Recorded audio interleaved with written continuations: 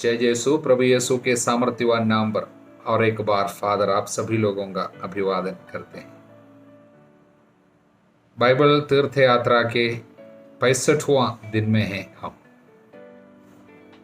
गणना ग्रंथ के अध्याय 12 और 13 में आज हम पहुंच चुके हैं। 7 में स्तोत्र संज्ञा 23 और लूकस के सुसमाचार के 21वां अध्याय। 12वां अध्याय गणना ग्रंथ में हम मिरियम और हारून द्वारा, ये दोनों कौन हैं आप जानते हैं, मूसा की बहन और भैया है, उनके द्वारा मूसा का विरोध करते हुए और प्रभु से दंड पाते हुए हम देखते हैं। मूसा ने एक इथियोपियाई स्त्री से विवाह किया था। ये वही मिदियानी पत्नी है। मूसा की एक ही पत्नी है, उसका नाम है सिपोरा, वो मिदियान की है। वो उसको इथियोपियाई भी कहते हैं। इस इथियोपियाई पत्नी के कारण मिरियम और हारून मूसा की निंदा करने लगे। उन्होंने कहा, क्या प्रभु केवल मूसा के द्वारा बोला है? क्या वह हमारे द्वारा भी नहीं बोला है? प्रभु ने यह सुना। देखिए, जब मूसा के विरुद्ध उनके भाई और उनके बहन ये दोनों जब विरोध करने लगे, मूसा ने इसके विषय में प्रभु के पास जाकर कोई शिकायत नहीं की, बल्कि सीधा प्रभु ने सुन लिया। प्रभु के चुने हुए लोगों के विरुद्ध जो विरोध है वो सीधा प्रभु पर पहुंचते हैं। प्रभु उनको सीधा अपने ऊपर ले लेते हैं और हस्तक्षेप करते हुए इसमें अब आगे प्रभु उन दोनों को और साथ में मूसा को भी बुला लेते हैं। उसका कारण क्या है? मूसा भले ही शिकायत नहीं की, सीधा प्रभु इस बात को ले लेते हैं। रोमियों के अध्याय 13 में हम इस प्रकार पढ़ते हैं, वचन 1 से, प्रत्येक व्यक्ति अधिकारियों के अधीन रहे, क्योंकि ऐसा कोई अधिकार नहीं जो ईश्वर का दिया हुआ ना हो। वर्तमान अधिकारियों की व्यवस्था ईश्वर द्वारा की गई है, इसलिए जो अधिकारियों का विरोध करता है वह ईश्वर के विधान के विरुद्ध विद्रोह करता है, और विद्रोही अपने सिर पर दंड आज्ञा बुलाते हैं।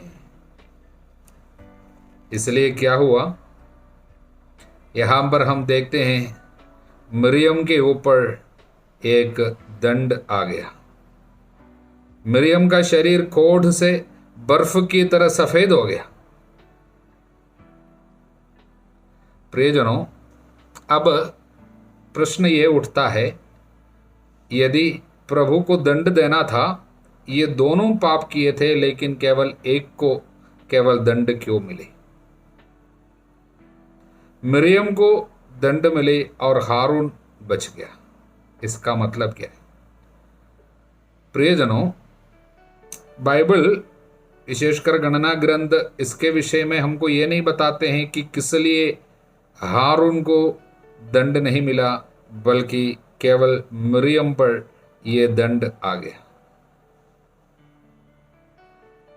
शायद इसका 2 कारण होगा। पहला कारण,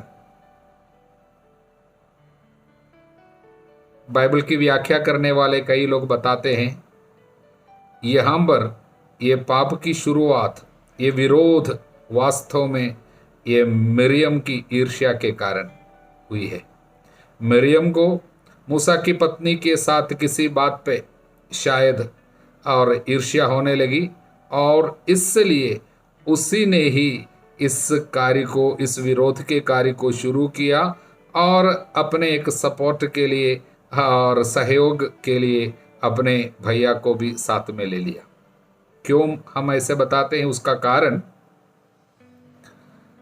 यहां पर इस घटना के उल्लेख करते वक्त बताया है मिरियम और हारून। पहले मिरियम का नाम रखा है।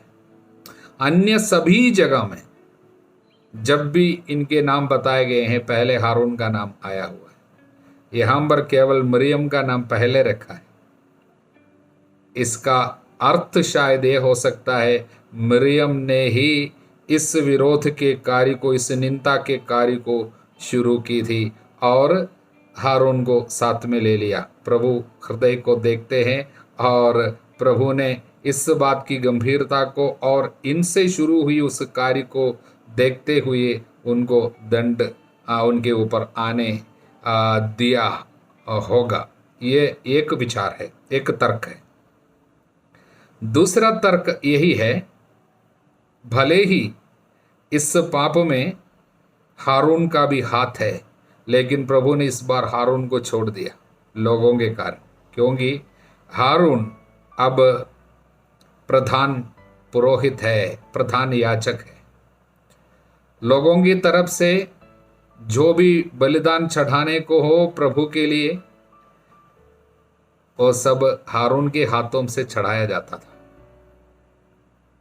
सारे बलिदान पुरोहित को अर्पित करना था। यदि इनके ऊपर दंड आया होता या कोढ़ इनको आए होते, तब पुरोहित मलिन हो जाते, अशुद्ध हो जाते और वो बलिदान से संबंधित प्रभु की सेवा से जुड़ी हुई कोई भी कार्य कर नहीं सकता था, उनको बाहर जाना होता था। इसलिए भले ही ये पाप में भागी बने, फिर भी प्रभु ने लोगों के कारण इन पर तरस खाए होंगे, क्योंकि लोगों की प्रार्थना को और उनके बलिदान को सब चढ़ाने हेतु एक पुरोहित की वहां पर जरूरत थी, प्रधान याजक की जरूरत थी। इसलिए लोगों पर प्रभु की जो लगाव है, लोगों के ऊपर प्रभु की जो दया है, उसके चलते ये पुरोहित के ऊपर भी दया आई होगी। प्रियजनों, संदेश यही है, भले ही शायद हमारे ऊपर दंड नहीं आता हो, हम यह न समझे कि हमारा कोई पाप नहीं है। शायद प्रभु दूसरे किसी लोगों के कारण हमारे ऊपर दया करते होंगे। हमारे द्वारा प्रभु कुछ कार्य लोगों को देना चाहता था, इसलिए प्रभु हमारे पापों को क्षमा करता होगा।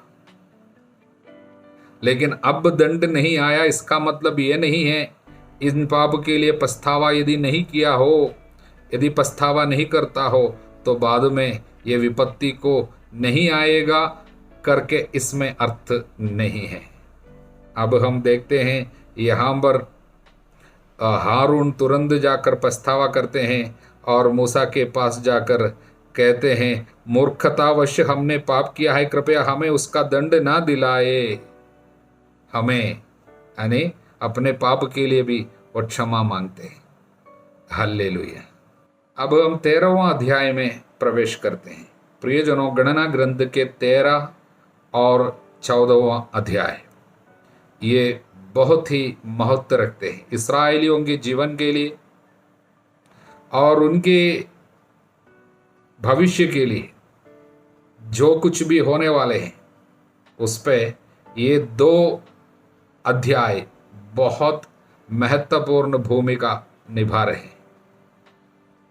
प्रभु इस्राएलियों के लिए जो कुछ चाहा वो कुछ एक तरफ और उनके साथ जो बीत रहा और कुछ दूसरी तरफ।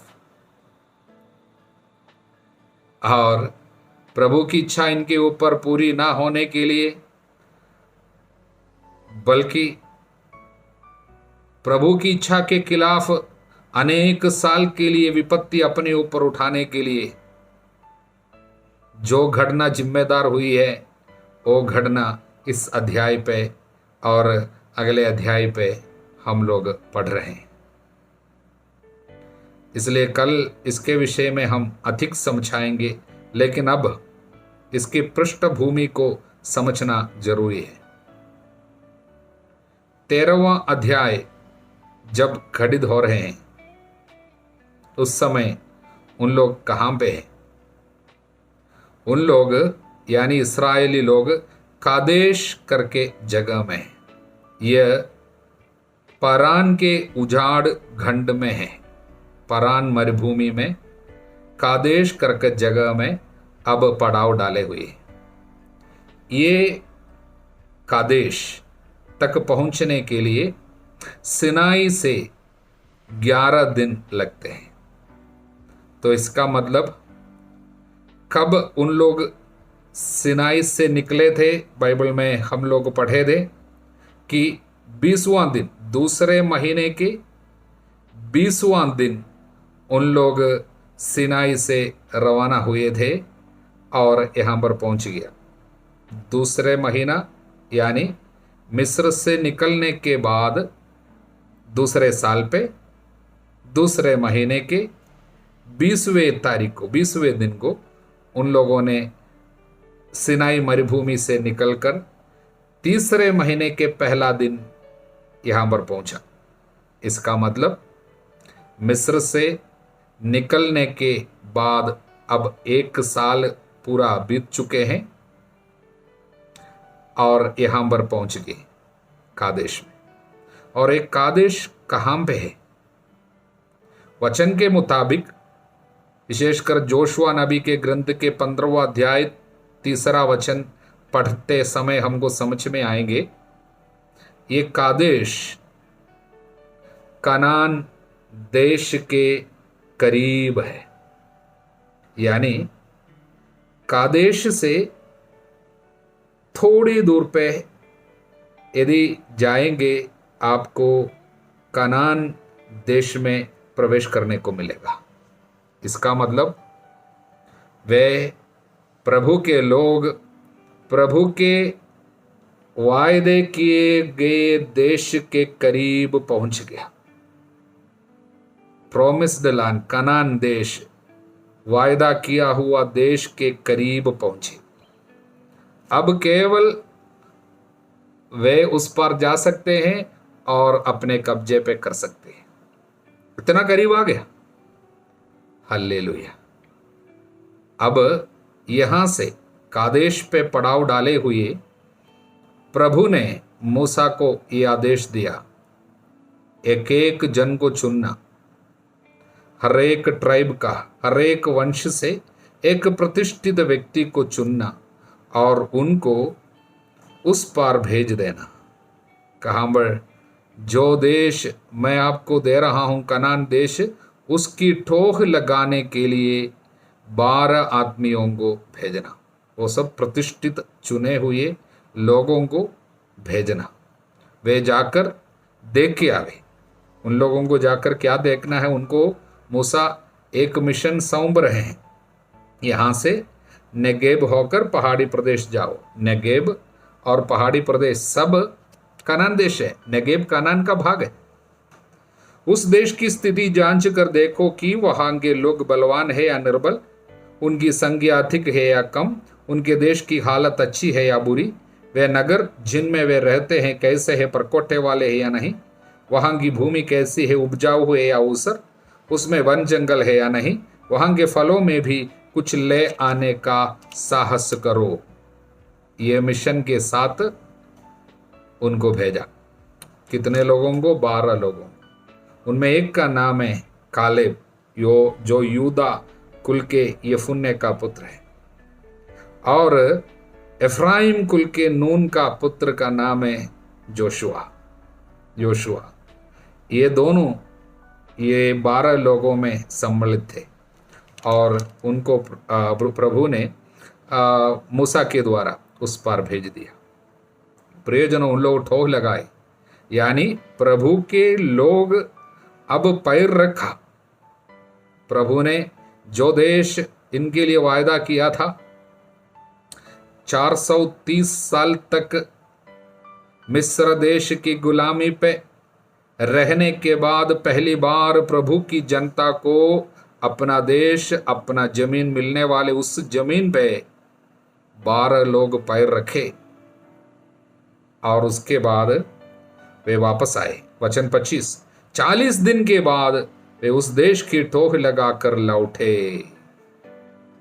वापस आ गए।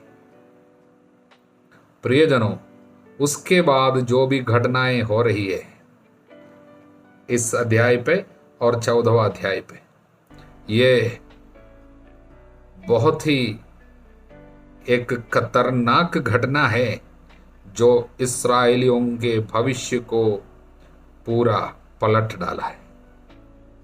प्रभु की इच्छा पूरी होने में पूर्ण रूप से बाधा इन लोगों ने लेके आए हैं इस घटना के कारण। इस विषय को गंभीरता से समझने की बात है। कल हम इस पर विशेष ध्यान लगाकर मनन करेंगे। जरूर अच्छा से वचन पढ़कर आइएगा कल के वचन की व्याख्या के लिए, विशेषकर 14वां अध्याय 13 और 14 और 13वां अध्याय और 14वां अध्याय समझने से इस पूरे घटनाक्रम को और आने वाले दिनों में इस्राएलियों के साथ जो कुछ होने वाले हैं ये सब हम अच्छा से समझ पाएंगे। हालेलुया। स्तोत्र संज्ञा 23 बहुत ही महत्वपूर्ण एक स्तोत्र है। काफी सालों से लाखों करोड़ों लोग इन वचनों को बराबर इस्तेमाल करते हुए अपने जीवन को संभाला है और आगे बढ़ाया है।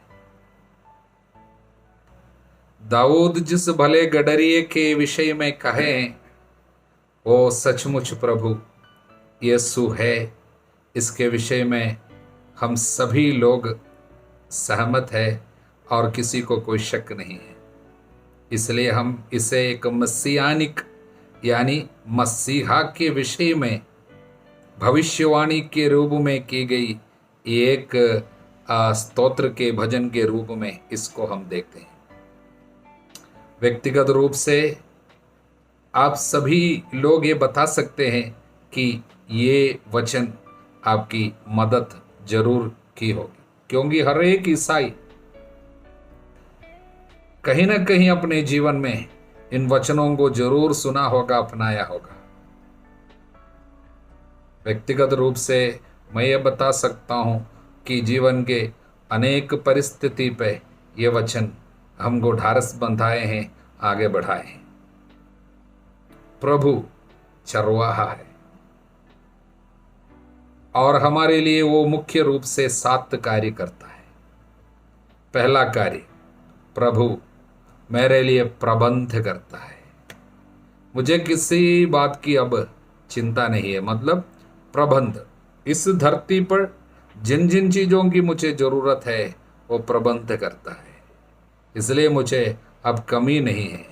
हरे मैदानों में लेकर चलता, मतलब शांत जल के पास ले जाकर नवजीवन का संचार करता। प्रभु प्रबंध करता है, ही प्रोवाइड्स। हालेलुया। दूसरी बात है, अपने नाम के अनुरूप धर्म मार्ग पर ले चलता है, दिशा दिखाता है, प्रेरणा देता है, फैसला लेना सिखाता है। मुझे कहाँ मुड़ना है, कहाँ जाना है, वो मुझे बताता है। मतलब मेरे जीवन में मुझे यहाँ इस तरह को मुड़ना हो या यहीं को मुड़ना हो, वो मार्ग दिखाता है। वो आगे आगे चलकर मुझे बताते हैं कौन सी रास्ते पे चलना है, दिशा दिखाता है, प्रेरणा देता है और धर्म मार्ग पर ले चलता है। ये दूसरी बात। तीसरी बात क्या है, अंधेरी घाटी पे जब मुझे जाना पड़ेगा, अनिष्ट की शंका नहीं है, वो मुझे बचाता ही प्रोटेक्ट्स में, प्रोटेक्शन, क्योंकि मुझे उसकी लाठी उसके डंडे का भरोसा है। प्रोटेक्शन वो देगा, वो बचाता है, इसलिए प्रभु मुझे बचाता है। ये तीसरी बात। चौथी बात क्या है, वो मेरे साथ रहता है। मुझे अकेलापन नहीं, मुझे डर नहीं, क्योंकि दिन हो रात हो, सुबह शाम हो, साथ में है, सदा साथ रहता है। माता पिता, जीवन साथी, भाई बहन, बच्चे, दोस्त, मित्र, पड़ोसी आज नहीं तो कल मुझे छोड़ देंगे, वो सदा साथ रहेगा। इसलिए चौथी बात यह है, वो साथ देता है। हालेलुया। और क्या है पांचवी बात, शत्रुओं के देखते देखते वो खाने की मेज सजाता है, वो परोसता है, भोजन परोसता है, मेरे लिए व्यवस्था करता है। प्रियजनों, प्रकाशना ग्रंथ के 19वां अध्याय 19 में वचन 6 से और मत्ती के सुसमाचार के अध्याय 25 में वचन 1 से हम देखते हैं प्रभु भोजन का प्रबंध करते हैं। भोजन का प्रबंध करता है, इसका मतलब वो केवल इस धरती के भोजन की बात केवल नहीं है, आध्यात्मिक भोजन, मेरी आत्मा के लिए वो भोजन की व्यवस्था करता है। ये स्वर्ग में उनकी उपस्थिति में हमको मिलने वाले और आशीर्वाद की और आनंद की और पूर्णता की स्थिति है। प्रभु परोसता है, प्रभु हमको तृप्त करता है, आत्मा को तृप्त करता है, शरीर को तृप्त करता है, मन को तृप्त करता है। हालेलुया। और मेरे सिर पर तेल का विलेपन करता आत्मा है, पवित्र आत्मा से मुझे भर देता, आत्मा का अभिषेक मुझे देता। यह है छठवीं बात। फिर क्या, मेरा प्याला लबालब भर देता।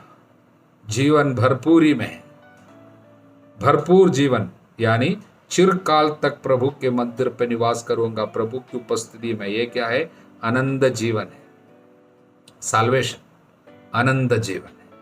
इस तरह प्रियजनों, जीवन के हर एक पहलू पे प्रभु का हाथ है। इसलिए ये 7, बाइबल की भाषा में 7 पूर्णता का प्रतीक, इसलिए 7 कृपा यहाँ पर है। याद रखना, प्रबंध करता है, दिशा दिखाता है, वो बचाता है, वो साथ देता है, वो परोसता है, आत्मा का अभिषेक देता है और आनंद जीवन भी देता है। इसलिए हमें किसी बात की कमी नहीं है। इसलिए यीशु के विषय में, यीशु के आने के हजारों साल पहले दाऊद के द्वारा प्रभु ने ये भविष्यवाणी की है सच्चा गडरिया के विषय में। बाद में हम प्रभु के मुंह से सुनते हैं, सच्चा गडरिया मैं हूँ। हालेलुया। लूकस के सुसमाचार के 21वां अध्याय को संक्षिप्त में अगर एक शब्द में लाएगा तो इस तरह बता सकते हैं, जागते रहो। प्रभु जागने की बातें बता रहे हैं। बाइबल में बार बार हम देखते हैं प्रभु हमको बताते हैं जागते रहो। लेकिन जब अंतकाल से जुड़ी हुई बातें जब प्रभु हमको समझा रहे हैं, यानी दुनिया की अंत से जुड़ी हुई बातें, जीवन के अंत से जुड़ी हुई बातें, यानी ईश्वर के राज्य का सशक्त आगमन, सामर्थ्यवान तरीके से प्रभु के राज्य का आगमन जब हमारे बीच में होगी, उसके पहले क्या क्या हमारे साथ होगा और हमको क्या क्या करना पड़ेगा, इसके विषय में प्रभु हमको समझाते हैं। प्रियजनों, यीशु के दोबारा आगमन से जुड़ी हुई कुछ बातें समझना हो। शायद मुझे लगता है जब तक हम लूकस के सुसमाचार में लौट के आएंगे अगले बार, तब तक हम और गहराई से इन बातों के विषय में चर्चा कर पाएंगे। दोबारा आगमन, सेकंड कमिंग, परूसिया बोलते हैं, यानी प्रभु जब दोबारा हमसे मिलने आएंगे। और हम आप सब जानते हैं अंतिम काल से जुड़ी हुई बातें देख रहे हैं, चारों ओर जो कुछ भी हो रही है। तब प्रभु हमको ये बताते हैं, आपको चिंता करने की जरूरत नहीं है कि ये कब होगा, ये सब सोच के, लेकिन हमको एक कार्य करना है, वो है जागना। पहले की तरह अब नींद में हम जीवन बिता नहीं सकते, हमको जागना होगा, यानी हमको हिम्मत अपनाना होगा।